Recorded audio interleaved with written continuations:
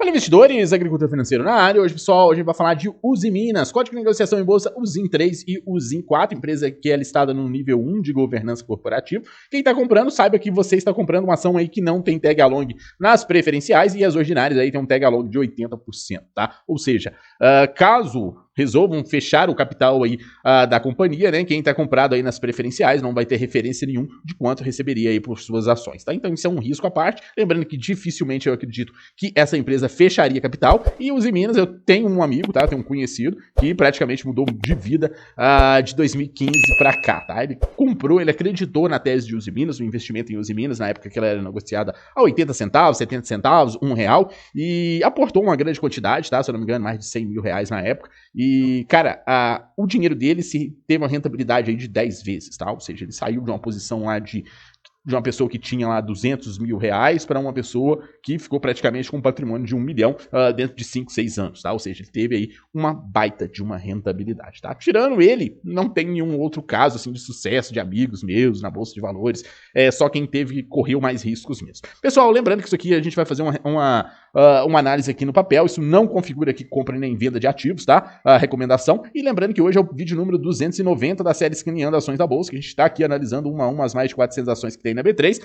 Os papéis que a gente está classificando aqui como top, a gente vai fazer um estudo aprofundado junto com vocês aqui no canal. Então bora lá falar sobre Usiminas, né? Que hoje tem um valor de mercado aí de 9.748 milhões de reais, um papel aí que paga até dividendos com uma frequência, né, passou por um período aqui sem pagar proventos, né, que foi aí nos períodos ruins da companhia, né, veio aí vários prejuízos acumulados, né? Uma empresa aí que reportou vários prejuízos nesse período, então acabou ainda não pagando dividendos aí de 2014 até 2018. Quando a gente dá uma olhada aqui na rentabilidade do papel, para quem entrou lá no IPO, carrega uma rentabilidade de 967%, quem reinvestiu os dividendos teve uma rentabilidade aí de 2.475%. Quando a gente olha a cotação vezes o lucro, né, vê que o papel aí passou por alguns momentos aí de incerteza de 2012 até 2016, voltou a dar lucro em 2017, e tá aí 1, 2, 3, 4, 5, 6, 7 anos praticamente aí dando lucros consecutivos. Lembrando que em 2021 ela bateu aqui em seu topo histórico, né? Topo histórico de lucratividade, o papel que entregou aí um lucro para os seus acionistas de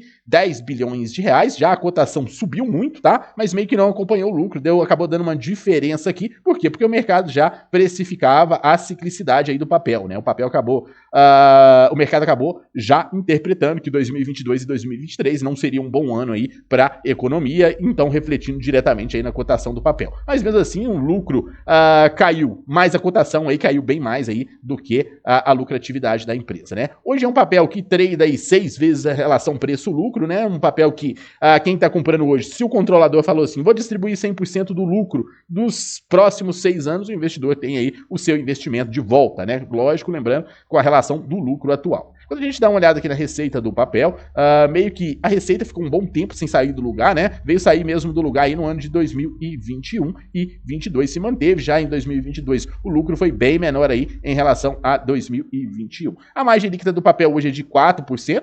Encerraram aí 2022 com um lucro aí de 2.093 milhões de reais. Como a gente já falei com vocês aqui que é um papel cíclico, olha para vocês verem a diferença. Em 2021, o papel teve uma margem líquida aí de 30%. Já em 2022, a margem de 6%. Já no terceiro TRI de 2023, a margem aí caiu para 4%. Quando a gente dá uma olhada aqui no lucro por ação, a gente divide esse lucro que a empresa tem pelo número de ações. Hoje está dando um lucro por ação de R$1,10. O valor patrimonial da companhia é de R$21,11, tá? Quem está comprando hoje está comprando bem abaixo aí do valor intrínseco, tá? E essa foi uma tese desse meu amigo que falava que realmente estava muito barato. O papel negociava na época lá 0,010 a 0,10, tá? Praticamente do valor intrínseco da companhia, tá? Então ele acreditou nessa tese, segurou o papel, tentou segurar até o ano de 2020, 2021 e acabou torrando tudo e comprou um apartamento e continua investindo em bolsa de valores, tá? O ROI da empresa hoje é um ROI de 3%, o ROI vem em queda, lembrando que em 2021 o papel apresentou um ROI aí de 25%, ou seja, mostrando e provando a tese aí de ciclicidade aí do papel, né? Um dos dados que me chamou muito a atenção foi a posição de caixa da companhia, que eles têm hoje um belíssimo caixa, principalmente quando a gente olhava para o passado da empresa, o caixa hoje é de 5.836 milhões de reais. A dívida bruta da empresa é de 6.116 milhões de reais, a dívida meio que está em queda desde o ano de 2022, conseguiram diminuir a dívida bruta e a dívida líquida também acabou caindo, né? Saímos de uma dívida líquida de 1 bi 125 milhões para uma dívida bruta aí de 280 milhões de reais, tá? Quando a gente dá uma olhada aqui no endividamento em relação ao patrimônio, tá dando 0,23, em relação ao EBITDA,